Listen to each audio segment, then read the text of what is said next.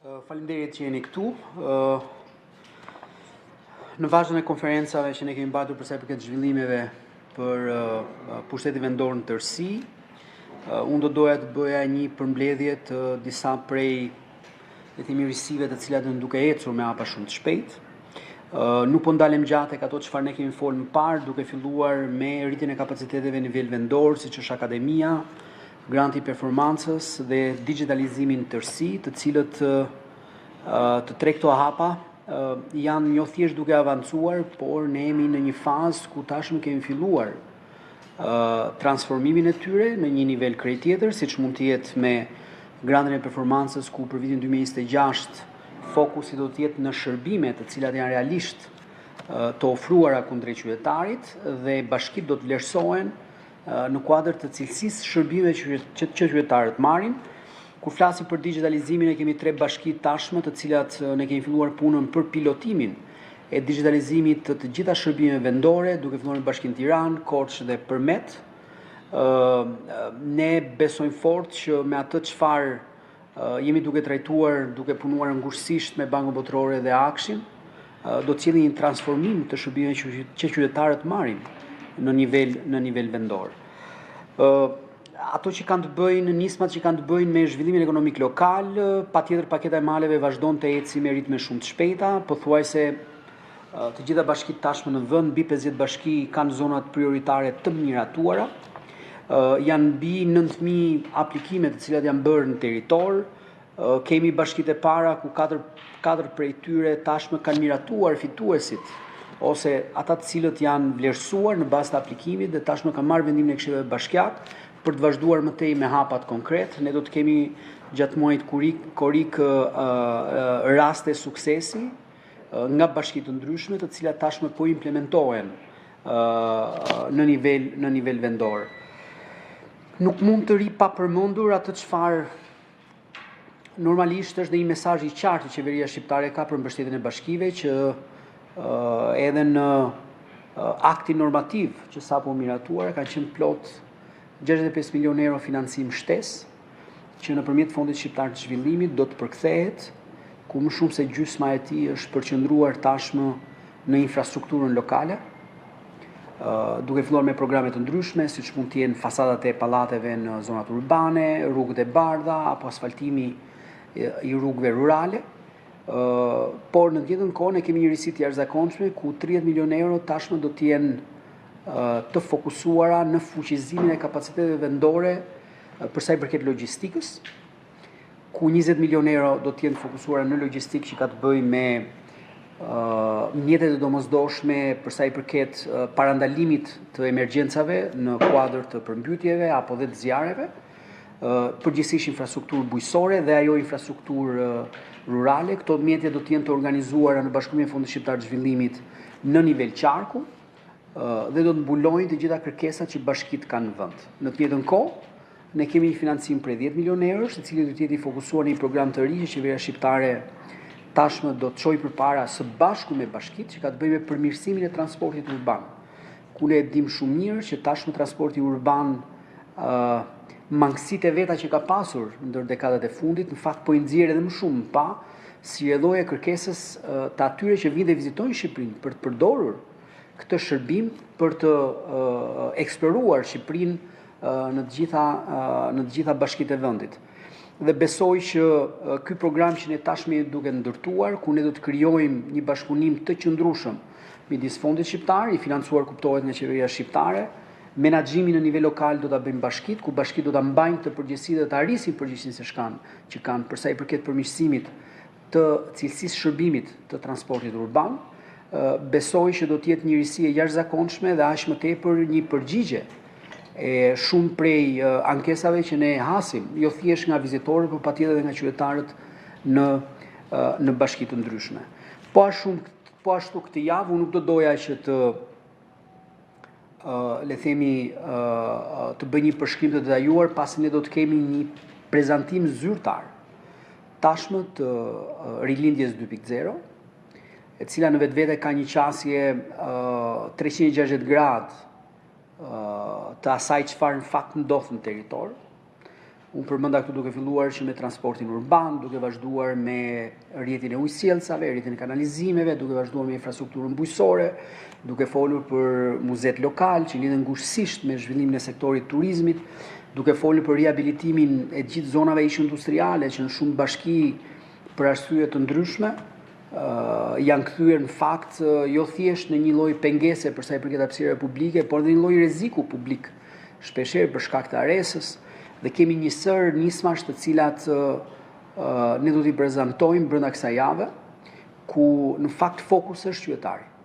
Fokus është qytetari për të qenë qartë që bashkitë nuk janë vetëm në sfidën që kanë për të përmirësuar shërbimet, por ne do të jemi në ndihmë bashkive që ato të rrisin nivelin e cilësisë shërbime në nivel vendor, që ne realisht kemi ato shërbime që qytetarët jo thjesht i kërkojnë, por patjetër që në institucione lokale kanë detyrim që t'i ofrojnë. Kuptohet që kjo do të kërkojë financim, qeveria shqiptare është e gatshme dhe unë besoj që atë çfarë ne do të projektojmë edhe nëpërmjet programit Rilindja 2.0 për vitin 2027, 28 dhe 29 do të jetë një vizion i qartë i financuar plotësisht për të realizuar ato çfarë ne duam që të kemi si realitetet të reja në territor.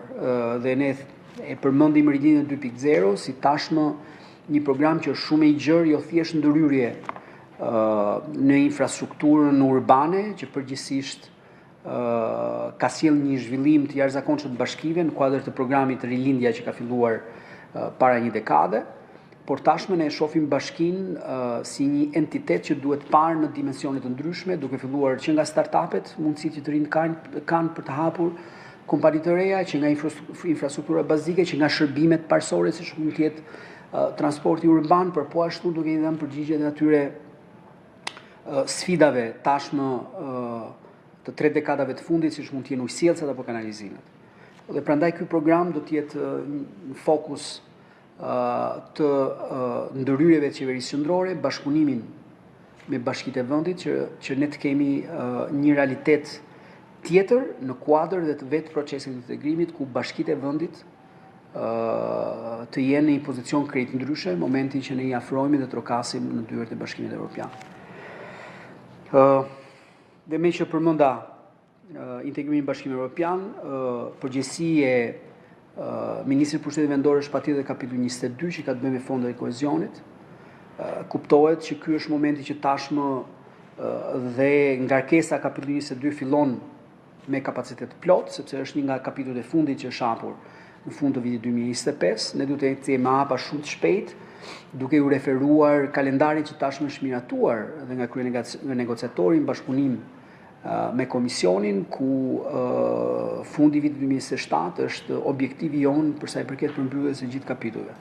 Kuptohet që kapitulli 22 në vetvete nuk parashikon masa vetëm në një portofol, por prek në fakt një pjesë të mirë të portofoleve në qeveri, pasi bëhet fjalë për përgatitjen që duhet të kenë institucione të ndryshme dhe aq më tepër krijimin e arkitekturës institucionale, që është e domosdoshme për sa i përket përthithjes së fondeve të kohezionit dhe aq më tepër roli që duhet të kenë bashkitë për të qenë më aktiv në këtë kontekst. Dhe unë besoj fort që qoftë me masat që ne kemi për rritjen e kapaciteteve, por në të njëjtën kohë edhe me të gjitha ndërhyrjeve që ne jemi duke realizuar bashkë me bashkitë për të pasur institucione në nivel vendor, qoftë me reformën territoriale, që të kemi institucione që realisht të jenë në lartësinë e sfidave që koha do të sjellë në vitet që ne kemi përpara. Unë nuk do t'ju marr më shumë kohë, sepse besoj që do të kemi edhe disa pyetje ku patjetër unë jam i gatshëm që t'i përgjigjem.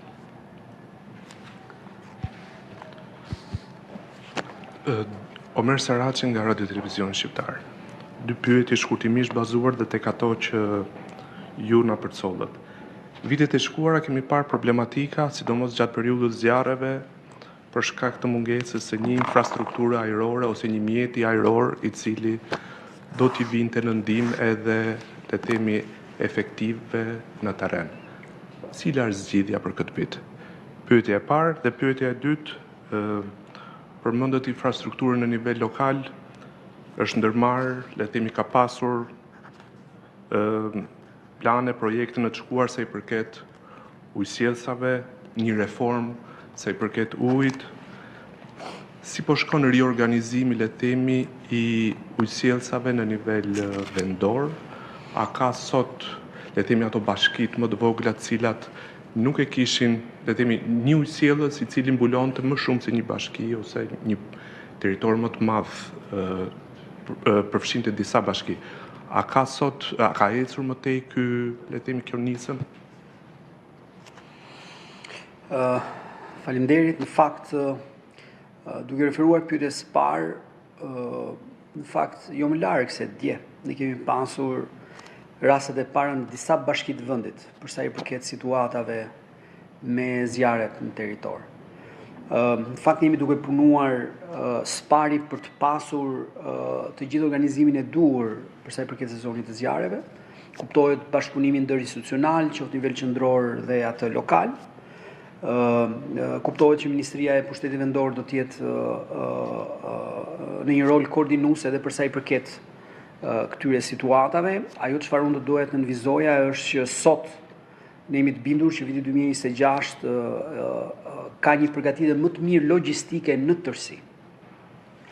Qoftë kapaciteteve lokale, por patjetër dhe atyre qendrore në kuadër edhe të strukturave të emergjencave civile, ku në bashkëpunim me forcat e armatosura, qoftë për ndryhet nga ajri, ka një organizim dhe rritje të shtuar të këtyre kapaciteteve dhe siç ju e dini, vetë Ministria e Mbrojtjes është në fazën e krijimit të një marrëdhënie të qartë dhe të qëndrueshme për sa i përket ndryrjeve nga ajri. Por ajo çfarë unë do doja të shfrytëzoja si mundësi është edhe një lloj sensibilizimi që ne duhet të kemi të gjithë për sa i përket kësaj periudhe, çdo qytetar në çdo cep të Shqipërisë, ne duhet të bëjmë shumë kujdes për sa i përket marrëdhënies që ne kemi mjedisin dhe mënyrës se si sillemi në territor, pasi qofte edhe aksidente të vogla që ndodhin, shpeshherë ne kemi konstatuar që marrin për masa shumë të mëdha dhe kërkojnë angazhimin e rizurseve të pafundme lokale dhe qendrore dhe patjetër dëmet mund të jenë dhe afatmesme. Prandaj ky është një moment që ne jemi të fokusuar për të krijuar, siç e përmenda në fillim, ndërveprimin e duhur midis institucioneve, nivel qendror dhe lokal, shtimin e kapaciteteve logjistike që është bërë për të dy aktorët, si ato lokale dhe atyre qendror, por në të njëjtën kohë ne këtë vit shumë shpejt do dalim me një paketë edhe mbështetëse për të gjithë ata të cilët janë në linjën e parë të përgjigjes kundrejt këtyre fatkesive në territor. Dhe ne atë bonus që shpeshherë japim të gjithë zjarfiksëve në fund të sezonit të zjarreve, në fakt qeveria do dalë shumë shpejt një propozim që ky bonus të shpërndahet për gjithë ata të cilët luftojnë me këto episode në fillim të sezonit, brenda muajit korrik, duke marrë në konsiderat gjithë shtrimin e këtij sezoni deri në mes të muajit shtator. Do të merren hapat e duhur edhe me bashkëpunimin midis Ministrisë së Brendshme dhe patjetër Ministrisë së Mbrojtjes për të garantuar motivimin e duhur dhe të burimeve njerëzore për sa i përket përballimit të kësaj situate. Ndërkohë, pyetja e dytë kishte të bënte me shiko, ne duhet të jemi të sinqertë për dy gjëra. Absolutisht ka vend dhe ka përmirësime të dukshme në menaxhimin e sistemit të tërësi, duke filluar me atë administrativ dhe patjetër të gjithë burimeve dhe rizurseve që ne kemi në gjithë kompanitë e ujësjellsave në territor. Por ne duhet të pranojmë që realiteti kërkon ndërhyrje me investime serioze në territor. Patjetër ne kemi një muri investime që ka ndodhur gjatë dekadës së fundit dhe patjetër situata tashmë është më e përmirësuar, ku ne mund të themi mbi 10 bashki sot ka një përmirësim të ndjeshëm të ujit të pishëm dhe kanë zgjidhur me furnizim 24 orë etj me radhë, por patjetër kemi bashki tjera që po i afrohen këtij objektivi. Por kuptohet që, sidomos në bashkitë me zona urbane të mëdha, vazhdon nevoja të jetë e dukshme për investime të cilat kuptohet mbajnë një peshë të konsiderueshme në buxhet. Ne jemi duke punuar në bashkëpunim me nevojat që ne kemi në territor me bashkitë, por patjetër Ministria e Infrastrukturës po shikon mundësitë se si mund të përmirësohet në vetvete dhe vetë cilësia e shërbimit në tërësi për të përdorur çdo mundësi për të rritur eficiencën dhe në njëjtën kohë kemi një paketë ndërhyrjesh shumë të qartë dhe ne në prezantimin e Rilindjes 2.0 do të bëjmë me dije një ndërhyrje serioze dhe mbështetje financiare për projektet të cilat do të japin një zgjidhje të atyre standardeve që të gjithë ne duam edhe duhet kemi tashmë, se po i afrohemi te viti 2030. Kështu që është një ndër shtyllat kryesore të Rilindjes 2.0, ku ne tashmë ke evidentuar aty ku janë zonat prioritare, sidomos ku ka dhe presione të shtuara për shkak të turizmit, që të jemi të sinqertë, edhe qoftë ndryshimet demografike, dhe do të kemi një paketë investimesh të qarta, të cilat do të bëhen publike shumë shpejt.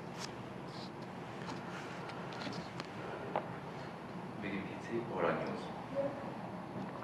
Në fakt kam disa pyetje, por po ndaj në dy fasha. Spari po ndalen tek këto çështje që deri diku i trajtuat edhe ju sot. Spari ju folët për bashkitë të cilat le të themi kanë përfunduar një farë forme miratimin e zonave prioritare, thatë janë mbi 50 bashki, por cilat janë këto bashki që kanë mbetur dhe që nuk i kanë miratuar ende këto zona prioritare, dhe a ka ndonjë arsye që jepet prej bashkive, kryetarëve të bashkive apo grupeve të punës se përse nuk janë miratuar spari? Dyti, një problem më vete u cek pak më shumë pjesa e ujit, por jo ajo e ujrave të zeza. Në gjatë kohës të turizmit, problem shqetësues ka qenë edhe derdhja e ujrave të zeza në zonën bregdetare, që nga veriu deri në pjesën e jugut, dhe është lënë të paktën në dukje në dorë të bizneseve për filtrimin apo vendosjen e filtrave për këto ujra të zeza. A ka ndonjë plan qeveria që të investoj së bashku me biznese private? Dhe së fundmi, unë fakt ju folët pak për zjarrvënjet apo dëmet nga zjarri, por dëmet konsiderueshme janë shkaktuar edhe nga përmbytjet. Këto e nis edhe nga informacionet që kam, në Durrës janë shpërndar disa dëmshpërblime, në fakt kanë dhe njerëz që unë kam patur kontakte më referojnë që dëmshpërblime kanë marrë persona që kanë qenë në pallat në kat 2-3, por qytetarët që kanë patur shtëpitë e tyre, madje jo vetëm shtëpitë, por edhe pjesën e bagtive në zonat, le të themi, rreth Durrësit, të përmbytura nuk kanë ende asnjë dëmshpërblim nga qeveria. Ndërkohë që pak a shumë unë di që është alokuar një fond. A ka një arsye pse nuk është bërë shpërndarja e dëmshpërblimeve?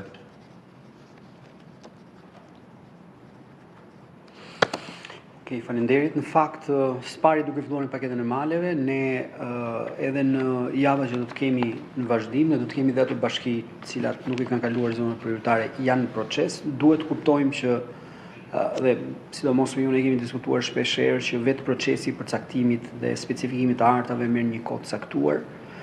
Bashkia Tiranë tashmë është fazën përfundimtare, kuptohet ka një hartë për shkak territorit shumë më komplekse se bashkitë e tjera, me shumë zona prioritare brenda territorit vet, e cila duhet kalohet në javët në vazhdim, por po ashtu ne tashmë kemi dhe kërkesat nga bashkitë për të shtuar zonat prioritare. Ato tashmë i kanë miratuar zonat e para prioritare, por në momentin që kanë filluar procesin e aplikimit kanë konstatuar që ka kërkesa edhe në zona të tjera, kështu që ne do të kemi edhe ato raste ku do të kemi shtesë të zonave prioritare edhe për bashkitë që kanë kaluar më parë miratimin e këtyre zonave. Kështu që paketi e maleve do të vazhdojnë në normalitet. Besoj që 100% e bashkive do të përfundojnë këtë proces. Kuptohet që kur flasim për mbi 50 bashki, flasim për pothuajse edhe për shkak se shumica e bashkive të mëdha tashmë janë të përfshira, pothuajse territori është i gjithë i mbuluar deri diku, sidomos me miratimin e Tiranës, kjo bëhet akoma dhe më evidente. Kur flasim për ujësjellësin, shkojmë bashkë me kanalizimet. Shiko, ne duhet jemi të ndërgjegjshëm që patjetër që atë çfarë ne kemi si realitet është sfidues. Dhe kur flasim për menaxhimin e ujrave të ndotura, ai është një sistem më vete që është paralel me sistemin e furnizimit me ujë të pishëm, por që kërkon në të njëjtën kohë ndërhyrje masive në territor. Dhe kuptohet që paketa që ne do të prezantojmë brenda kësaj jave, Rinja 2.0, parashikon në të njëjtën kohë ndërhyrje që duhen tashmë mbështetur për sa i përket zgjidhjes së kësaj problematike, sidomos në zonat bregdetare ku dhe si rrjedhoje mungesës së këtyre sistemeve në disa zona sjell patjetër dhe uljen e cilësisë ujit që ne kemi në zonat caktuara. Kuptohet që ndërhyrja do të jetë e fokusuar në zonat ku dhe intensiteti i vizitorëve, por dhe banorëve që jetojnë në këto zona urbane është më i madh. Dhe unë jam i bindur që së bashku me paketën që do të kemi për ujësielcat, përgjigje do të marrin dhe menaxhimi i ujrave të ndotura në tërësi. Duke thënë këtë, dhe momentalisht janë duke u zhvilluar investime serioze në territor për menaxhimin e ujrave të ndotura. Mund të marrim rastin e disa bashkive, të cilat janë pjesë e paketës mbështetjes edhe të KFV-s, ku ne kemi projekte si në Bashkinë Veri, Bashkinë Shkodër, Lezhë, Berat, ku vetëm për shembull Bashkinë Berat ne kemi investimin që ka të bëjë me menaxhimin e ujrave të ndotura që është plot 26 milionë euro, që zgjidh përfundimisht trajtimin e ujrave të ndotura dhe garanton që asnjë pikë e ujrave të ndotura të derdhet në lumin e Sud brenda territorit të Bashkisë Beratit. Kështu që ne kemi le të themi zhvillime pozitive, por që ne të arrim në pak vite që të kemi një mbulim të territorit dhe një dhënie një përgjigje në shumë prej bashkive në territor, patjetër që kjo kërkon një qasje të re, më agresive dhe nga pikpamja e mbështetjes financiare. Dhe ne jemi duke eksploruar pikërisht këto mundësi se si ne do të bëjmë të mundur që të kemi një prioritizim spari ku janë nevojat, qoftë për ujësielcat dhe kanalizimet, dhe patjetër ne tashmë kemi një pikturë shumë të qartë të nevojave në territor, dhe patjetër që ne duhet të krijojmë hapësirën e duhur fiskale dhe mundësitë e reja të financimit për sa i përket këtyre programeve në 2027, 2028 dhe 2029. Në aktin normativ, diçka është, sidomos për sa i përket dëmeve, sidomos në bagti, është parashikuar një fond që të vinë në ndihmë fermerëve në këtë kontekst. Një pjesë, siç ju e përmendët, janë trajtuar. Përmendet një problematik, të jemi sinqert, e kam vështirë ta besoj, por gjithsesi do të isha shumë i lumtur të më jepni specifik rastin më pas dhe unë do ta ndjek me stafet e Bashkisë Durrës. Pasi janë bashkitë, kuptohet që ndjekin gjithë le të themi procesin e dëmshpërblimeve, kuptohet fondet vijnë në dispozicion nga qeveria. Unë besoj që ne në muajt që do kemi përpara, siç ndodh përgjithsisht edhe në fund vitit, kemi një vlerësim të gjitha po e quajmë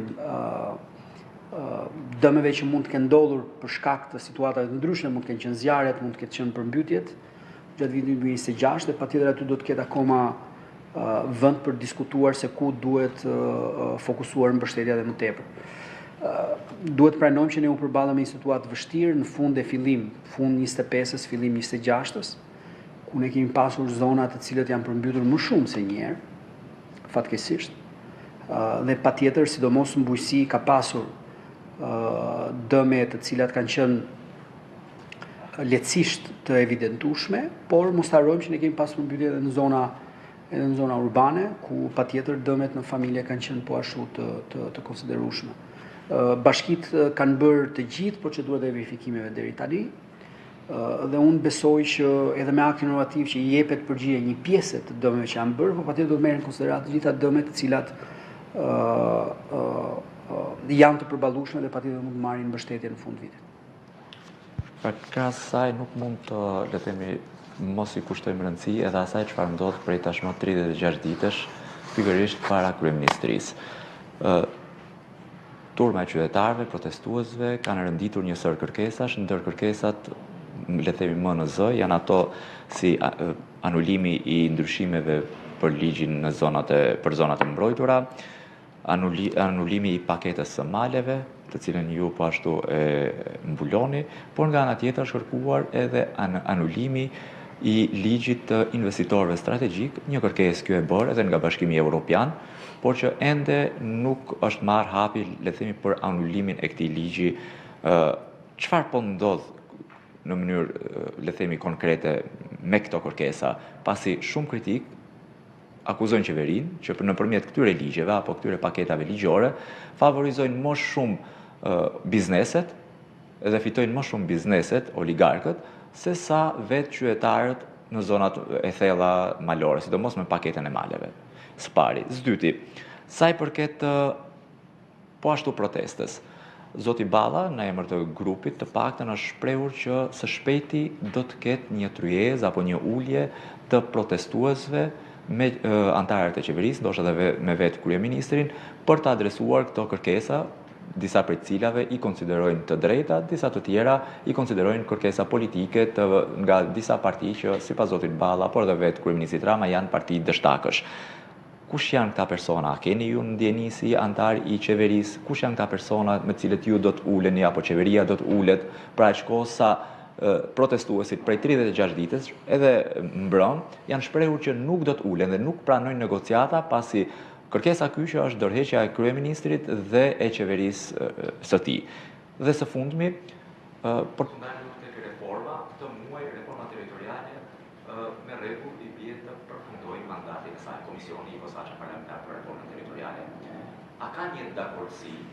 Në mujmet e mia është që kjo reformë do të zgjatet ndoshta deri në tetor, pa ka një dakordsi për sa i përket bashkive, do të ketë një ndryshim numrit bashkive apo jo? A ka një dakordsi, cilat janë piketat, kuj është rënë dakord mes majorancës dhe opozitës? Pasi deri në momentet duket që vijojnë ato dëgjesa, por ende nuk ka diçka konkrete që qytetarët ta dinë çfarë do të ndodhë me bashkinë e tyre. Faleminderit. Tani spari për sa i përket protestës.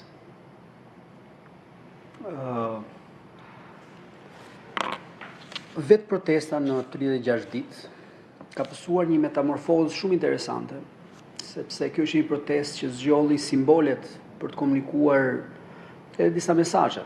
Dhe patjetër që Flamingo ishte një ndër simbolet e para, që në fakt është një shpend i cili karakterizon bukurinë, balancën dhe mbi të gjitha edhe individualitetin si shpend. Ndërkohë pas 36 ditësh ose 35 ditësh, ne pam që nga Flamingo na u shfaq një arkivol. Dhe ky është një rrugtim interesant edhe për sa i përket mesazheve që vetë protesta tenton t'i japë. Nuk duam dalem gjatë, se besoj që çdo shqiptar e ka të qartë që nëpërmjet vdekjes nuk mund të perceptohet as ndryshim as zhvillim. Por një gjë është e sigurt që qartazi duket sikur flamingot kanë shtektuar nga bulevardi. Dhe flamingot janë shpend të cilët janë shumë të ndjeshëm për ekosistemin ku zgjedhin të ndalen. Prandaj nuk ndalen kudo. Detyra jonë si qeveri është absolutisht krijojmë kushtet e duhura që flamingot të ndihen si në shtëpinë e tyre kudo. Dhe duke referuar kërkesave, mund t'i them vetëm një gjë, dhe unë jam pjesë e grupit të punës, që ne jemi duke marrë shqyrtim të gjitha ato kërkesa që janë të qëndësishme. Dhe në fakt kanë qenë pjesë e prioriteteve, janë pjesë e prioriteteve qeverisë shqiptare. Janë disa prioritete të reja që ne patjetër duhet i marrim konsiderat. Patjetër ne duhet të kalibrojmë shpejtësinë e disa nismave dhe iniciativave të cilat qeveria po ndërmerr. Dhe unë besoj që kjo është shumë e shëndetshme. Unë besoj që kjo protestë sjell një energji të shtuar dhe karburant të shtuar edhe për sa i përket reformave në tërësi. Dhe jam i bindur që ne do ta kemi të gjithë vëmendjen e duhur, që jo thjesht t'i dëgjojmë, jo thjesht t'i lexojmë, po patjetër në një moment caktuar pse jo edhe të flasim me këdo i cili është i prirur ku drejt një komunikimi i cili ofron produkt real për sa i përket jetës qytetare. Disa prej kërkesave që mund të jenë, se tani dhe protesta në vetvete është bërë nga që ne ndjekim me kujdes edhe kërkesat janë bërë çik të vështira për kuptuar kush grup ndjer çfarë, por që të jemi sinqert, këto tre kërkesa në fakt nga një subjekt politik janë kërkuar përpara se të fillonte protesta, që të jemi sinqert. Në fakt për paketën e maleve pasi e kam ndjekur sepse është një program që e ndjek në kuadër të portofolit. Ishi filluar mblidheshin dhe firma për sa i përket kësaj nisme. Shiko, ne duhet të jemi të sinqert me njëri tjetrin. Dhe unë po përdor paketën e maleve thjesht për ta ilustruar. Besoj që ka vend ku komunikimi duhet të jetë më i qartë. Ka shumë hapësirë ku nisma të caktuara përdoren për të qenë një lloj instrumenti ku të ngjalli dyshime apo vëmendje ku nisma caktuara, partitë caktuara duhet i përdorin për agjendën tyre. Po kjo është pjesë e politikës. Deri këtu jemi brenda një normaliteti. Nuk është e shëndetshme ta bëjmë, sepse kur flasim paketën e maleve dhe të përdorin termin oligark, është pak e tepërt, sepse vetë paketë e maleve nëse lexohet dhe mua prandaj më vjen shumë keq, se ai ligji i paketës maleve nuk është nga ato ligje që ka 178 faqe. Është një ligj me pak faqe, që unë besoj kushdo që e lexon e kupton qartësi për çfarë bëhet fjalë. Është një ligj i cili përcakton shumë qartë kush janë dy kategoritë që mund të përfitojnë nga kjo nisëm. Dhe po ashtu është po aq e qartë që të gjitha ata të cilët kanë aplikuar dhe tashmë janë përzgjedhur nga bashkitë dhe kanë marrë vendimet e këshillit bashkiake, është po aq e qartë se çfarë përfaqëson. Dhe ne shumë shpejt do të kemi evente publike ku ju do të shikoni dhe kush janë ata të cilët janë duke përfituar. Para pak ditësh ne kemi bërë publike një prej aplikantëve në bashkëpunim me kryetaren e bashkisë së Elbasanit, ku një familje e cila ka investuar jetën e vet në një bujtin dëshiron që nëpërmjet paketës maleve të rrisi kapacitetet. Dhe unë besoj këto do jenë ato raste ku familje, sipërmarrës të rinj, të cilët derdhin mund për të krijuar ekonomi lokale, ose ata të cilët do donin që të vinin të bëshin pjesë e zhvillimit ekonomik lokal, sidomos dhe nga diaspora. Paketi e maleve është instrument shumë pozitiv. Dhe ne këtë kemi diskutuar shpeshherë dhe unë po e marr thjesht si ilustrim për të kuptuar që ndonjëherë keq kuptimi shkon shumë larg. Prandaj është e nevojshme që ne patjetër duhet të dëgjojmë, patjetër duhet të flasim, por dhe duhet të dëgjojmë. Larg agjendave që mund të kenë grupe të caktuara. Por protesta në vetvete, unë besoj po ashtu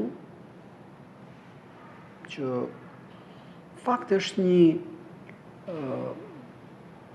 shprehi e demokracisë në vend.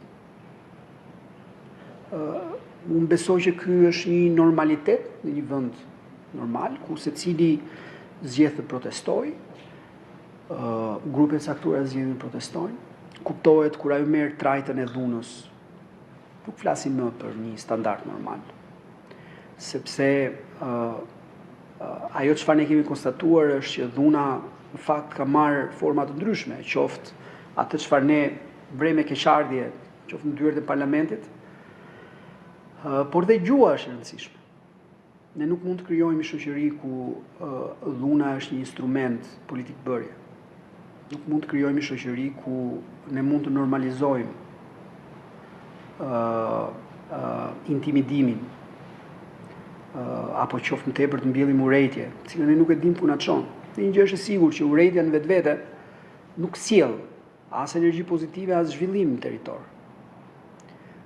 Kërkesat mund të jenë legjitime, por ne duhet jemi shumë të kujdesshëm edhe për trajtën që kjo protest është duke marrë. Dhe unë besoj për shkak të trajtës që ka marrë, protesta në vetvete qartazi, duke veruar edhe sondazheve të ndryshme, qartazi dita ditës thahet edhe në konceptin e ideve që ofron. Kështu që ajo çfarë është e rëndësishme politikisht, unë di të shpreh vetëm një gjë, që qeveria shqiptare ka gjithë vullnetin që të dëgjojë jo thjesht kërkesat e atyre që dalin në protest, por në fakt mbritmat e çdo segmenti të shoqërisë që me drejt kërkon që të ketë ndryshim real për sa i përket shërbimeve apo standardeve të reja që vetë shoqëria kërkon. Dhe ne duhet jemi këtu të gatshëm për t'i dhënë një përgjigje të qartë, me politika të qarta dhe të vendosur për të marrë le të themi çdo lloj kostoje për sa i përket garantimit dhe ruajtjes së stabilitetit jo thjesht ekonomik, por mbi të gjitha për të krijuar mundësi të reja zhvillimit të ekonomisë shqiptare. Dhe kjo është e qartë që vetë mandati i kësaj qeverie ka në vetvete dhe një kuror që në një lloj mënyre mbulon të gjitha shpeshherë shqetësimet e drejta, që është integrimi në Bashkimin Evropian, rruga në integrimin e Bashkimit Evropian. Në kupton standard. Të arriturit dhe të prekut të këtyre standardeve, vetvetiu i jep përgjigje shumë prej kërkesave legjitime që ne dëgjojmë nga qytetarët. dhe ne duhet ta bëjmë të mundur që krahas ecjes negociata nga pikpamja e procesit teknik që ne kemi në komisionin, kapitujt e meral, ne duhet garantojmë që krahas kësaj ne të kemi realisht një zhvillim që njerëzit e prekin se çfarë do të thotë ndryshimi standarde.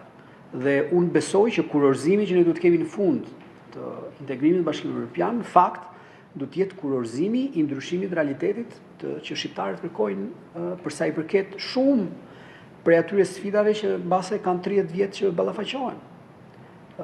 Dhe kjo detyrimisht do kërkoj shumë punë, por patjetër edhe shumë financim dhe ne do të gjejmë të gjitha hapësirat e duhura për ta bërë të mundur që aty ku është nevoja, aty ku do jenë këto programe zhvillimore, qeveria të jetë e gatshme që në mjet financimit këto t'i bëjë realitet. Në mes të korrikut përfundon afati i komisionit. Kuptohet që komisioni gjatë muajve të fundit ka ndërmarrë disa hapa, qoftë nga pikpamja e dëgjesave publike, por jo vetëm. Besoj që për shkak të vetë formatit që ka komisioni, ku votat janë të barabarta midis mazhorancës dhe opozitës, ne duhet të shohim në ditën e vijim se si do të jetë vendimi final i komisionit, që do të dalim me 2 raporte apo me 1. Këto do të jenë propozime të cilat në pas edhe nga pikpamja e